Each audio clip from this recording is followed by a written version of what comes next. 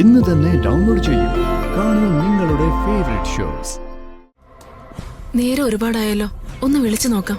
വിളിക്കാം. ജഗന്നാഥേട്ടാ, ജഗന്നാഥേട്ടാ, ജഗന്നാഥേട്ടാ.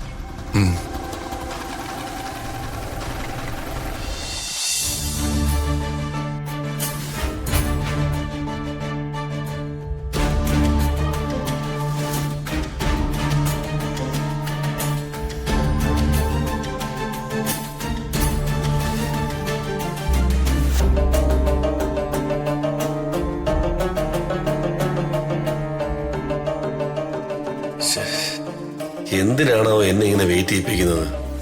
ഇനി വല്ല പണി തരാനാണോ അതോ കളിയാക്കാനാണോ?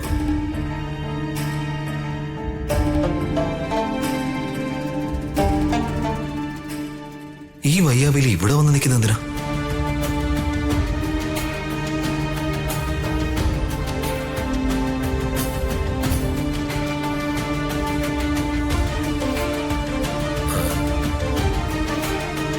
എക്സ്ക്യൂസ് മീ, എന്താ കാര്യം? ഈ പേഴ്സ് നിങ്ങളല്ലേ? അതെ. താങ്ക്സ്.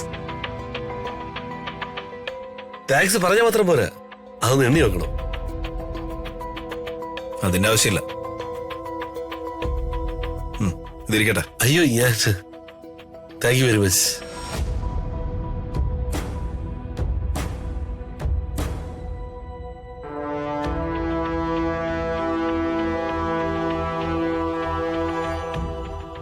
ദീപകേ, എന്താ അമ്മേ? ആ മുറ്റത്ത് നിൽക്കുന്നവൻ എങ്ങോട്ട് വിളിച്ചോണ്ട് വാ. എന്തിന്? അയാളാ രാജുവിന്റെ അളിയനാ, വെറും കൺട്രി.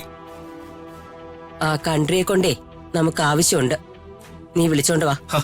എന്തിനാ അമ്മേ? പറഞ്ഞ അനുസരിക്കടാ.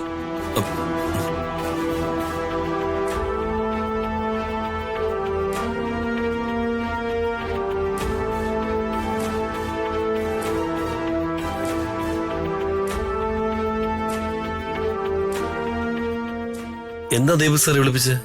നിങ്ങളിങ്ങനെ പേടിക്കുന്ന എന്തിനാ? എന്റെ അമ്മയല്ലേ വിളിക്കുന്നേ. നിങ്ങൾ വാ.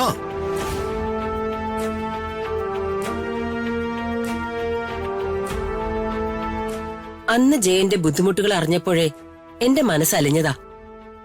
അന്ന് ഞാൻ എന്റെ സ്പിന്നിംഗ് മില്ലിൽ വരാനും പറഞ്ഞു. Sorry madam. അത് സാരമില്ല. ജയന് ഞാനൊരു ജോലി തരട്ടെ. മാസം 60,000 രൂപ ഞാൻ ശമ്പളം തരാം. Monthly 60,000 rupees.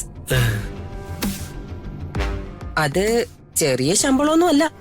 അറിയാം മാഡം, ഞാൻ സന്തോഷം കൊണ്ട് മതിവറ നിന്ന് പോയതാ. എനിക്ക് 100 വട്ട സമ്മതം.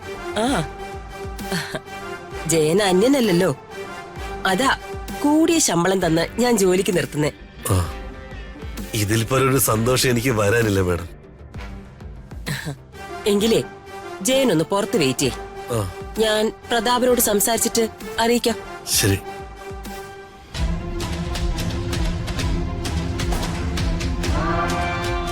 ഇത്തരം വൃത്തിയോട്ടവനൊക്കെ അമ്മ എന്തിനാ ജോലി എടുക്കുന്നത്? രാജുവിന്റെ കുടുംബത്തിനോടുള്ള സ്നേഹം കൊണ്ട്. ഒന്ന് പോടാ അവിടുന്ന്. അംബികാവർമ്മ ഒരു കാര്യം ചെയ്യുമ്പോഴേ അതിന് പല ലക്ഷ്യങ്ങളും ഉണ്ട്.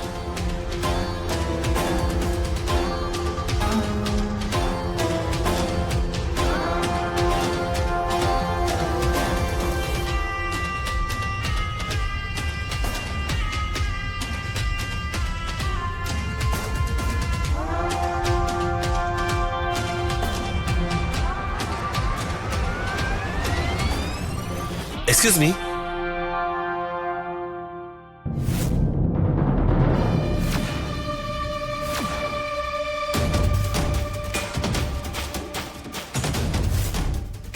നിമിഷ നേരം കൊണ്ട് അവൻ 2,000 രൂപ ഒപ്പിച്ചു.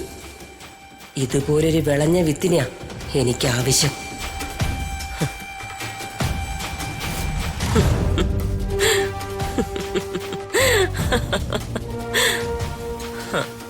അമ്മയ്ക്കിത് എന്തു പറ്റി? എന്തിനെങ്ങനെ ചിരിക്കുന്നേ? എടാ, ആ രാജുവിന്റെ അളിയനല്ലേ അവൻ? അവനെ പാഷാണത്തിൽ കിടന്ന് പൊളയുന്ന മൂട്ടയാ. ഇങ്ങനെയുള്ളൊരു വക്രബുദ്ധിക്കാരനെയാ നമുക്ക് ആവശ്യം. ഇവനെ കൊണ്ടേ നമുക്ക് പലതും ചെയ്യിപ്പിക്കണം. ഹ, ഒടുവിൽ ഇവൻ തന്നെ കുരിശുമേ കയറി നിന്നോളും.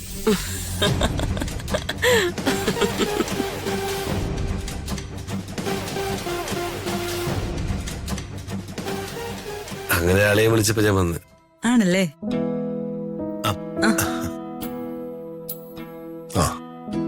ജയിലെടുത്ത് മുഷിഞ്ഞോ? ഇല്ല സാറേ.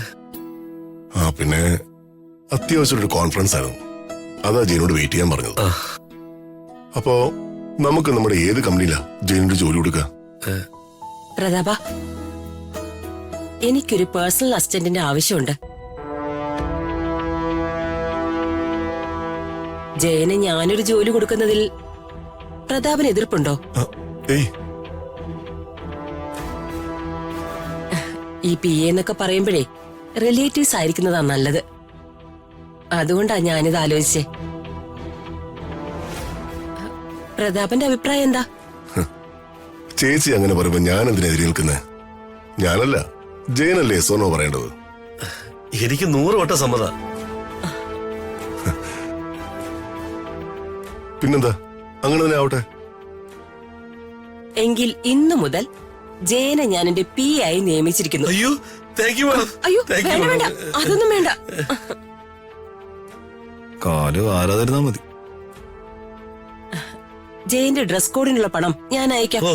GPay നമ്പർ പറയും. 9847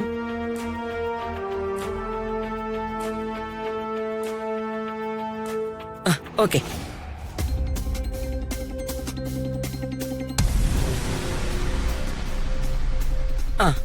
അപ്പോ ഓൾ ദി ബെസ്റ്റ് ചെയ്യാം. ഓ, താങ്ക് യു സാർ. വർമ്മ സാറേ, എന്നാ പിന്നെ ഞങ്ങൾ ഇറങ്ങട്ടെ. വാളിയ. ശരി.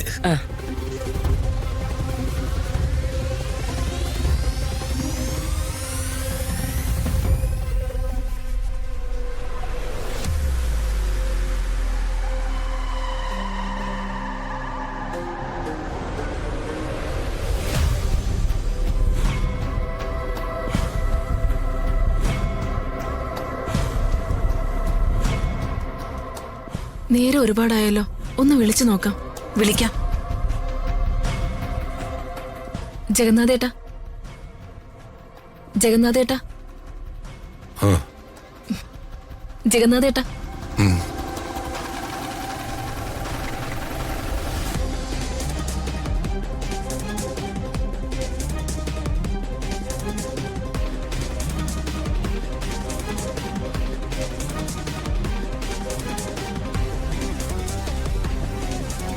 പത്മാവതി,